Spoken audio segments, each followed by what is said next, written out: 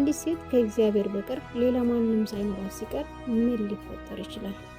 ሰዎች ሲርቁ፣ ግንኙነት ሲፈርሱ፣ ስልኳ ጸጥ ማለት ሲጀመር፣ ሌሊቶቹ ሲረዝሙ እና ከሰዎች ድምፅ ይልቅ የእግዚአብሔር ሹክሹክታ ብቻ ሲቀር።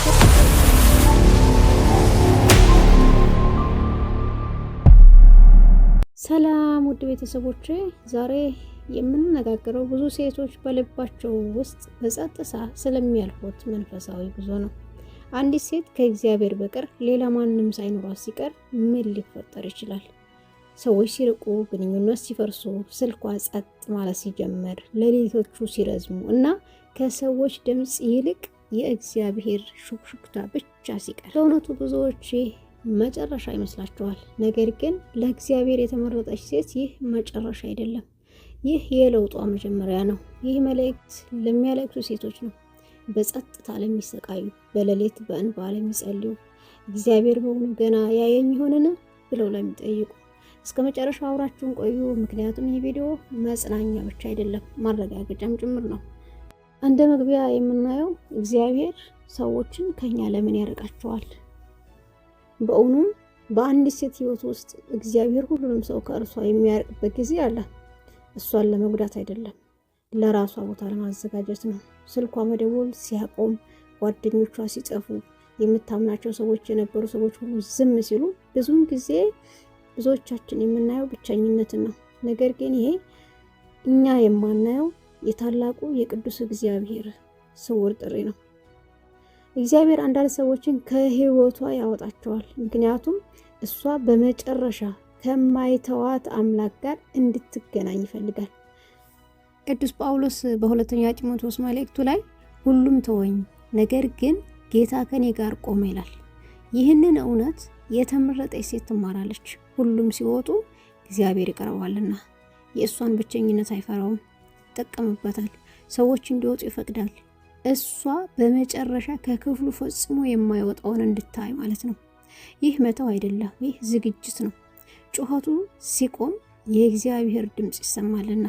የተጫጫነ ህይወት የእግዚአብሔርን የተረጋጋ ድምፅ ለመስማት ከባድ ያደርገዋል። ስለዚህ አንዳንድ ጊዜ እግዚአብሔር ክፍሉን ያጸዳል።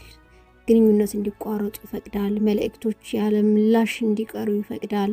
ጓደኝነቶች እንዲቀየሩ ይፈቅዳል። እሷን ለመስበር አይደለም፣ በዙሪያዋ ያለውን ጩኸት ለማጥፋት ነው። ምክንያቱም የእግዚአብሔር ድምፅ ብዙ ጊዜ ጩኸት አይደለም፣ ሹክሹክታ ነው እንጂ። እና ሹክሹክታ የሚሰማው በጸጥታ ውስጥ ብቻ ነው። በዚያ ጸጥታ ውስጥ ቅዱስ ነገር ይጀምራል። እሷ በተለየ ሁኔታ መጸለይ ትጀምራለች። መጸለይ ስላለባት አይደለም፣ ስለምትፈልግ ነው አሁን የምትጸልየው። መጽሐፍ ቅዱስን ከልምድ የተነሳ ትረሳዋለች። ነገር ግን አሁን በረሃብ ታነባዋለች። ከሰዎች ድምፅ ይልቅ በሰማይ ድምፅ መታመን ትጀምራለች። እዚያ ነው ለውጥ የሚጀምረው። ምክንያቱም እግዚአብሔር ድጋፎችን ያስወግዳልና። ብዙ ሴቶች በሌሎች ሰዎች መጽናኛ ላይ እንዲደገፉ ተምረዋል። በሰዎች እውቅና፣ በሰዎች ፍቅር፣ በሰዎች አቅጣጫ። ነገር ግን በሰዎች ላይ ብቻ የምትደገፍ ሴት እግዚአብሔር በውስጧ ያስቀመጠውን ኃይል ፈጽማ አታውቅም። ስለዚህ እግዚአብሔር ድጋፎቹን ያስወግዳል። ለመጉዳት አይደለም፣ ለማሰልጠን ነው። ምክንያቱም እግዚአብሔር አዟትም የሚገባትን ምንጭ ነው የቀየረው። አንዳንድ ጊዜ የሚያስወግደው ሰዎችን ብቻ አይደለም፣ እቅዶችን፣ ልምዶችን፣ ሁሉም መቆጣጠር የሚፈልግ ልብን፣ የሰዎችን ፍቃድ መፈለግን። እነዚህ ሲፈርሱ እንደ ጥፋት ይሰማል፣ ግን በእውነቱ ነፃነት ነው። ህመም ጠላት አይደለም። ህመም ከእግዚአብሔር ታላቅ መሳሪያ አንዱ ነው። አንዲት ሴት ከእግዚአብሔር በቀር ማንም ሳይኖራት ስትቀር ያ ህመም የመንፈሳዊ ትምህርት ቤት ይሆናታል። ህመም ሁልጊዜ ቅጣት አይደለም፣ ብዙውን ጊዜ ማጣራትም ነው። ወገኖቼ እናታችን ሐናን አስቡ።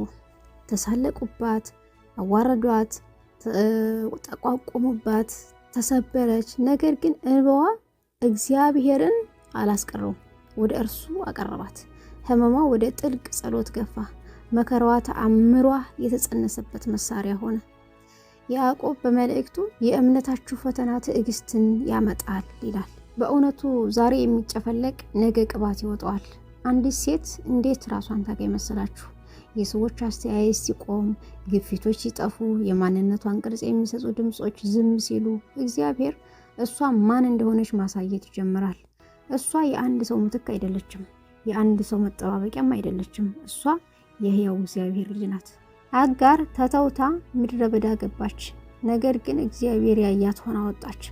ከእግዚአብሔር ጋር ብቻዋን ስትቀር አንዲት ሴት የሰዎች መመጻደቂያ መስተዋቶች ይሰበራሉ እና እግዚአብሔር መስተዋቷ ይሆናል። እምነቷ የማይናወጥ ይሆናል። በብቸኝነት ብቻ የሚገነባ እምነት አለ። የእሁድ እምነት አይደለም። ማለትም እሁድ ቀን ብቻ ክርስቲያን መስሎ የሚታይበት አይደለም። በምቾት ላይ የተመሰረተ እምነት አይደለም። በእሳት የተፈተነ፣ በአውሎ ነፋስ የጠነከረ፣ በምድረ በዳ ስር የሰደደ እምነት ነው።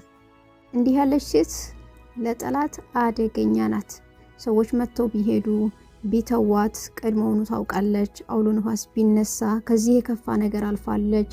ሰማይ ዝም ቢል ዝምታም የእግዚአብሔር ቋንቋ መሆኑን ታምናለች። ስለዚህ ብቸኝነቷ መዘግየት አይደለም። ዓላማ በጸጥታ ውስጥ ያድጋል። ጥሪዎች በሚስጥር ውስጥ ይጸነሳሉ። ኤልሳቤጥ ዮሐንስን ከጸነሰች በኋላ ለ5 ወር ተደብቃ ነበር። አፍራ አይደለም። የእግዚአብሔር ቅዱስ ነገር እየፈጠረ ነበር። አንዳንድ በረከቶች ለሕዝብ ዓይን እጅግ ቅዱሳን ናቸው። ስለዚህ ብቸኝነቷ መጠበቂያ አይደለም፣ ማህፀን ነው። እግዚአብሔር አልረሳትም፣ እያዘጋጃት ነው። ስለዚህ እናታችን እግዚአብሔር ረስቷት አልነበረም፣ አልረሳትምም፣ እያዘጋጃት ነበረ። እግዚአብሔር ሊጠቀምባቸው የሚፈልጋቸው ሴቶች ይለያቸዋል፣ ሊያከብራቸው የሚፈልጋቸውን ይደብቃቸዋል። ስለዚህ እህቴ ሆይ ዛሬ ብቻሽ እንደሆንሽ ከተሰማሽ፣ በሚስጥር ካለቀሰሽ፣ እግዚአብሔር ገና ያየኛል ካልሽ ብለሽ ከጠየቅሽ ይህ መልስሽ ነው። ከኋላ አይደለሽም፣ እየገነባሽ ነው። እየተሰበርሽ አይደለም፣ እየተቀየርሽ ነው።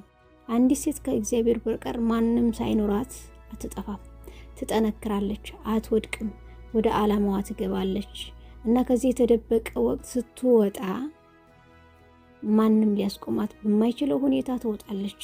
ይህ መልእክት ልብሽን ከነካው በኮሜንት እኔ ተደብቅ ያለው እግዚአብሔር ግን እየሰራ ነው ብለሽ ጻፊ። ውድ እህቴ ሆይ